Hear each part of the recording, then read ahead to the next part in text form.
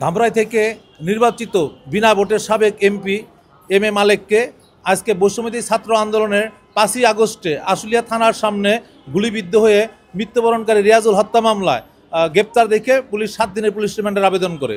উভয় পক্ষের শুনানি অন্তে বিজ্ঞ আদালত সন্তুষ্ট হয়ে এই আসামিকে 4 দিনের পুলিশ রিমান্ড মঞ্জুর করে।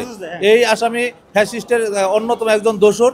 সে ধামরাই থানা আওয়ামী লীগের বর্তমান সভাপতি এবং সে প্রত্যক্ষভাবে এই বৈষম্যবিরোধী ছাত্র আন্দোলনে এই আন্দোলন দমন করার জন্য সকল রকম প্রচেষ্টা চালিয়েছে এবং সে অস্ত্র দিয়ে টাকা পয়সা দিয়ে আওয়ামী ফ্যাসিস্ট যে অন্য যারা আছে যুবলীগ ছাত্রলীগ এদেরকে সহায়তা করেছে, তার বিরুদ্ধে প্রত্যক্ষ মদতের অভিযোগ আছে এবং এই ঘটনার সাথে কারা কারা জড়িত পলাতক আসামিদের গ্রেপ্তার অস্ত্র উদ্ধারের জন্য তাকে আজকে এই রিমান্ডে মঞ্জুর করেছে বিজ্ঞ আদালত।